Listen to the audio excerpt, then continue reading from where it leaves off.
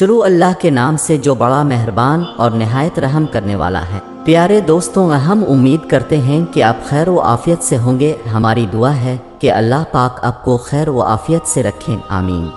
اللہ عز و جل کے بنائی ہوئی اس کائنات کے اندر بہت سارے ایسے بادشاہ ہیں جنہوں نے اللہ تبارک و تعالیٰ کے نظام کو بدلنے کی کوشش کی اور اللہ تبارک و تعالیٰ کی ذات کو چھوڑ کر خود خدا بن بیٹھے اور خدائی کا جھوٹا دعویٰ کر بیٹھے۔ خدائی کا جھوٹا دعویٰ کرنے والے بادشاہوں میں سے ایک بادشاہ ایسا بھی تھا کہ جس کو اللہ تبارک و تعالیٰ نے پوری روئے زمین کی بادشاہت عطا فرمائی تھی۔ اس کے باوجود اس بادشاہ نے نہ صرف خدائی کا جھوٹا دعویٰ کیا بلکہ یہ اس قدر سرکش اور نافرمان ہو گیا کہ اللہ تبارک و تعالیٰ کی ذات کو جنگ کے لیے للکارنے لگا اور معاذ اللہ تبارک و تعالیٰ کو جنگ کرنے کے لیے کہنے لگا۔ اللہ تبارک و تعالیٰ کو جنگ کے لیے للکارنے والا بدبخت بادشاہ نمرود کون تھا؟ اور جب اس بدبخت بادشاہ نے اللہ تبارک و تعالیٰ کو جنگ کے لیے للکارا تو پھر اللہ تبارک و تعالیٰ نے کون سی حقیر مخلوق کے ذریعے اس کے ساتھ جنگ کی اور اس بدبخت بادشاہ کو ہلاک کر دیا اور پوری دنیا کے لیے عبرت کا نشان بنا دیا۔ پیارے دوستوں، قرآن پاک کے اس عبرتناک اور ایمان افروز واقعے کو سننے کے لیے اب سے ہماری یہ گزارش ہے کہ ہماری اس ویڈیو کو آخر تک ضرور دیکھیے گا۔ پیارے دوستوں، اس دنیا کی تاریخ میں 4 بادشاہ ایسے گزرے ہیں کہ جن کو اللہ تبارک و تعالیٰ نے پوری روئے زمین کی حکومت عطا فرمائی تھی۔ ان میں سے 2 بادشاہ مسلمان تھے اور 2 کافر۔ مسلمان بادشاہوں میں سے ایک کا نام حضرت ذوالقرنین علیہ السلام ہے اور دوسرے کا نام حضرت سلیمان علیہ السلام ہے کہ جن کو اللہ نے منصب نبوت پر فائز فرمایا تھا۔ اور کافر بادشاہوں میں سے ایک کا نام نمرود اور دوسرے کا نام بخت نصر تھا۔ پیارے دوستوں، خدائی کا جھوٹا دعویٰ کرنے والا بادشاہ نمرود شہر بابل کا حاکم تھا۔ اس بادشاہ کا نام نمرود بن قنون بن کوس بن سام بن نو تھا۔ پیارے دوستوں، روایات میں آتا ہے کہ اللہ تبارک و تعالیٰ نے نمرود کو پوری روئے زمین پر حکومت عطا فرمائی تھی اور اس بادشاہ نے پوری روئے زمین پر 400 سال تک حکومت کی۔ یہ ایک جابر اور ظالم بادشاہ تھا اور اس کے دور کے اندر بت پرستی عام تھی۔ لوگ اللہ تبارک و تعالیٰ کی وحدانیت کو چھوڑ کر بتوں کی پوجا کیا کرتے اور نمرود کو اپنا خدا مانتے اور اس کی عبادت کیا کرتے۔ اس نمرودی دور کے اندر بت پرستی اس قدر عام تھی کہ تمام نمرودیوں نے اپنے خداؤں کے طور پر بہت سارے بت بنائے ہوئے تھے جن کی وہ لوگ پوجا کیا کرتے تھے۔ اس کے ساتھ ساتھ نمرود خود کو بھی خدا کہلواتا اور لوگوں کو اپنی پوجا کرنے کا حکم دیتا۔ اس قوم کی ہدایت کے لیے اللہ تبارک و تعالیٰ نے اپنے پیارے پیغمبر حضرت ابراہیم علیہ السلام کو مبعوث فرمایا۔ کفر و شرک اور بت پرستی کے اس دور کے اندر حضرت ابراہیم علیہ السلام وہ واحد شخص تھے جو اللہ تبارک و تعالیٰ کی واحدینیت پر ایمان رکھتے تھے اور بتوں کی بجائے اللہ تبارک و تعالیٰ کی عبادت کیا کرتے تھے۔ حضرت ابراہیم علیہ السلام نے جب اس قوم کو اللہ تبارک و تعالیٰ کی ذات کو چھوڑ کر بتوں کی پوجا کرتے ہوئے دیکھا تو حضرت ابراہیم علیہ السلام نے اس قوم کو ہدایت کی طرف بلایا اور بتوں کی پوجا کرنے کی بجائے اللہ تبارک و تعالیٰ کی عبادت کرنے کا حکم دیا۔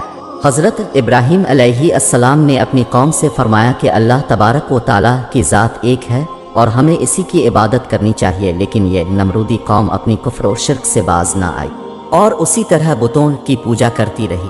ایک دن حضرت ابراہیم علیہ السلام نے اس قوم کے جھوٹے خداؤں کو اس قوم کے سامنے جھوٹا ثابت کرنے کا ارادہ کیا اور حضرت ابراہیم علیہ السلام اس مقام پر تشریف لے گئے جہاں ان کے وہ تمام بت پڑے ہوئے تھے کہ جن کے یہ لوگ پوجا کیا کرتے تھے۔ حضرت ابراہیم علیہ السلام جب اس قوم کے بت خانے میں پہنچے وہاں ان کے تمام بڑے بت پڑے ہوئے تھے۔ حضرت ابراہیم علیہ السلام نے ان کے تمام بتوں کو توڑ دیا اور تمام بتوں کو توڑنے کا الزام ان کے بڑے بت پر لگا دیا۔ اس کے بعد جب تمام نمرودی اپنے بت خانے میں واپس آئے تو انہوں نے اپنے بتوں کو ٹوٹا ہوا دیکھا تو نمرودی قوم اس بات کو اچھی طرح جانتی تھی کہ ہمارے اندر صرف حضرت ابراہیم علیہ السلام ہی وہ واحد شخص ہیں جو بتوں کے خلاف باتیں کرتے ہیں اور بتوں کی بجائے اللہ تبارک و تعالیٰ کی عبادت کرنے کا حکم دیتے ہیں۔ لہٰذا جب نمرودیوں نے اپنے خداؤں کو ٹوٹا ہوا دیکھا تو وہ سمجھ گئے کہ یہ کام حضرت ابراہیم علیہ السلام کا ہے۔ چنانچہ تمام نمرودیوں نے حضرت ابراہیم علیہ السلام سے بدلہ لینے کے لیے حضرت ابراہیم علیہ السلام کو قتل کرنے کا منصوبہ بنا لیا۔ چنانچہ تمام نمرودی نمرود کے دربار میں حاضر ہوئے اور نمرود کو سارا واقعہ سنایا اور نمرود سے حضرت ابراہیم علیہ السلام کو سزا دینے کا کہا۔ اس طرح نمرود نے جب یہ بات سنی تو وہ آگ بگولا ہو گیا اور اس نے ایک مقام پر آگ جلانے کا حکم دیا۔ نمرود نے یہ حکم جاری کیا کہ ایک وسیع میدان کے اندر آگ جلائی جائے اور اس کے اندر حضرت ابراہیم علیہ السلام کو ڈال دیا جائے۔ چنانچہ نمرود کے حکم کے مطابق ایسا ہی کیا گیا۔ دور دراز سے بہت ساری لکڑیوں کو اکٹھا کیا گیا اور ایک وسیع میدان کے اندر جمع کیا گیا اور ان کے اندر آگ جلا دی گئی۔ حضرت ابراہیم علیہ السلام کو سزا دینے کے لیے جو آگ جلائی گئی تھی وہ اس قدر زیادہ تھی کہ اس کے شعلے آسمانوں کو چھو رہے تھے۔ پیارے دوستو، جب نمرود کے حکم کے مطابق ایک وسیع میدان کے اندر آگ کو جلا دیا گیا تو اس کے بعد حضرت ابراہیم علیہ السلام کو اس آگ کے اندر ڈال دیا گیا۔ جیسے ہی حضرت ابراہیم علیہ السلام اس آگ کے اندر تشریف لائے تو اللہ تبارک و تعالیٰ نے فوراً آگ کو حکم دیا کہ اے آگ تو حضرت ابراہیم علیہ السلام پر ٹھنڈی اور سلامتی والی ہو جا۔ تو وہ آگ اللہ تبارک و تعالیٰ کے حکم کے مطابق حضرت ابراہیم علیہ السلام پر ٹھنڈی اور سلامتی والی ہو گئی۔ حضرت ابراہیم علیہ السلام ارشاد فرماتے ہیں کہ میں جتنے دن آگ میں رہا اتنے دن میں اللہ تبارک و تعالیٰ کے خاص فضل اور رحمت میں تھا، اور جو سکون اللہ تبارک و تعالیٰ کی طرف سے مجھے آگ کے اندر عطا کیا گیا وہ اس سے پہلے کبھی نہ تھا۔ پیارے دوستوں، کچھ دنوں کے بعد حضرت ابراہیم علیہ السلام اس آگ سے زندہ باہر تشریف لے آئے۔ یہ منظر دے کر تمام نمرودی حیران رہ گئے، لیکن اس کے باوجود نمرود اور نمرودی قوم اللہ کی ودینیت پر ایمان نہ لائی اور اسی طرح اپنی بت پرستی کے اندر مبتلا رہی۔ لیکن اس کے باوجود حضرت ابراہیم علیہ السلام اپنے عہد سے پیچھے نہ ہٹیں اور مسلسل اپنی قوم کو حق کی دعوت دیتے رہے۔ حضرت ابراہیم علیہ السلام نے نمرود کو 12 دفعہ سمجھایا اور اپنے کفر و شرک سے باز آنے اور اللہ تبارک و تعالیٰ کی وحدانیت پر ایمان لانے کا کہا۔ حضرت ابراہیم علیہ السلام کی یہ بات سن کر نمرود اللہ تبارک و تعالیٰ کی وحدانیت کا انکار کرنے لگا اور حضرت ابراہیم علیہ السلام سے مناظرہ کرنے لگا، اور حضرت ابراہیم علیہ السلام کے سامنے نمرود نے خدائی کا دعویٰ کر دیا۔ نمرود نے حضرت ابراہیم علیہ السلام سے مناظرہ کرتے ہوئے یہ سوال کیا کہ اب تیرا رب کون ہے؟ تو حضرت ابراہیم علیہ السلام نے ارشاد فرمایا کہ میرا رب وہ ہے جو زندگی اور موت دیتا ہے۔ یہ بات سن کر نمرود مسکرانے لگا اور حضرت ابراہیم علیہ السلام سے کہنے لگا کہ یہ تو میں بھی کر سکتا ہوں۔ چنانچہ نمرود نے تکبر کے ساتھ 2 قیدیوں کو بلایا جن کو سزائے موت ہو چکی تھی۔ ان میں سے ایک کو نمرود نے قتل کر دیا اور دوسرے کو آزاد کر دیا، اور اس طرح نمرود تکبر کے ساتھ حضرت ابراہیم علیہ السلام سے کہنے لگا کہ دیکھو میں نے ایک کو زندگی دے دی اور ایک کو موت دے دی۔ اس طرح نمرود حضرت ابراہیم علیہ السلام کے سامنے اپنے آپ کو خدا کہنے لگا اور اپنی خدائی کی بات دلیل پیش کرنے لگا۔ اس کے بعد نمرود پھر حضرت ابراہیم علیہ السلام سے پوچھنے لگا کہ حقیقی خدا تو میں ہوں، بتا تیرا خدا کون ہے؟ اس کے بعد حضرت ابراہیم علیہ السلام نے نمرود کو اس کی عقل کے مطابق جواب دیا کہ میرا رب وہ ہے جو سورج کو مشرق سے طلوع کرتا ہے اور مغرب میں غروب کرتا ہے۔ اگر تو سچا خدا ہے تو سورج کو مغرب سے طلوع کر کے دکھا۔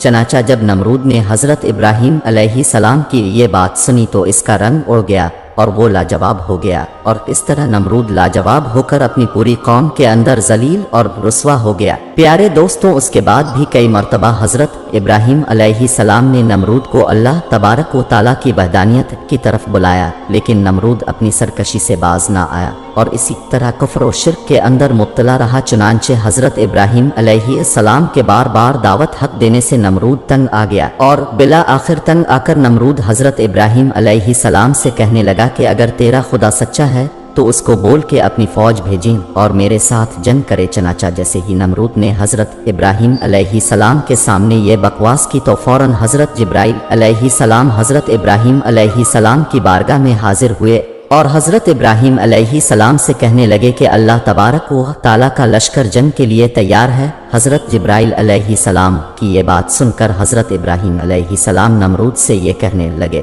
کہ اللہ تبارک و تعالیٰ کا لشکر جنگ کے لیے تیار ہے۔ چنانچہ حضرت ابراہیم علیہ السلام کی یہ بات سن کر نمرود حضرت ابراہیم علیہ السلام سے کہنے لگا کہ مجھے 3 دن کی مہلت دی جائے تاکہ میں اپنی جنگ کی تیاری کر سکوں۔ چنانچہ نمرود کو 3 دن کی مہلت دے دی گئی۔ پیارے دوستوں، چونکہ نمرود کی حکومت پوری دنیا پر تھی، ان 3 دنوں کے دوران نمرود نے پوری دنیا کے بڑے بڑے جنگجوؤں کو اکٹھا کیا اور بہت سارے ہتھیاروں کو جنگ کے لیے تیار کیا۔ اس طرح جب نمرود نے 3 دن کے اندر اپنی تمام تیاری مکمل کر لی، اس کے بعد نمرود حضرت ابراہیم علیہ السلام کو تکبر کے ساتھ للکار کر کہنے لگا کہ ہماری فوج جنگ کے لیے تیار ہے، اپنے رب سے کہو کہ اپنی فوج کو بھیجیں اور ہمارے ساتھ جنگ کرے۔ नमरूद की ये बात सुनकर हज़रत इब्राहीम अलैहिस्सलाम ने अल्लाह तबारक व ताला की बारगाह में दुआ की तो अल्लाह तबारक व ताला ने मच्छरों की एक फौज को भेजा। इन मच्छरों की तादाद इस कदर ज्यादा थी कि वो मच्छर पूरे आसमान पर फैल गए। अल्लाह तबारक व ताला ने इन मच्छरों को नमरूदी फौज पर मुसल्लत कर दिया। ये मच्छर अल्लाह तबारक व ताला के हुक्म से देखते ही देखते नमरूदी फौज का गोश्त खा गए और उनका खून पी गए। इस वक्त तमाम नमरूदी फौज की हड्डियां ही हड्डियां बाकी रह गईं। चुनांचे इस दर्दनाक मंजर को देखकर नमरूद अपने महल की तरफ दौड़ा और अपनी बीवी के कमरे के अंदर छप गया। इसी दौरान अल्लाह तबारक व ताला के हुक्म से एक लंगड़ा मच्छर नमरूद के घर में दाखिल हुआ। नमरूद ने जब इस मच्छर को देखा तो अपनी बीवी से कहने लगा कि यह है वो मखलूक के जिसने हमारी फौज को हलाक कर दिया है। चनाचा इसी गुफ्तगू के दौरान वो लंगड़ा मच्छर अल्लाह तबारक व ताला के हुक्म से नमरूद की नाक में दाखिल हो गया और वो लंगड़ा मच्छर नमरूद के दिमाग को चाटने लगा। जब वो मच्छर नमरूद के दिमाग को चाटता तो इससे नमरूद को इस कदर तकलीफ होती कि नमरूद अपने सर को दीवारों पर मारने लग जाता। इस तरह अल्लाह तबारक व ताला के हुक्म से वो लंगड़ा मच्छर नमरूद के दिमाग में कई दिनों तक रहा।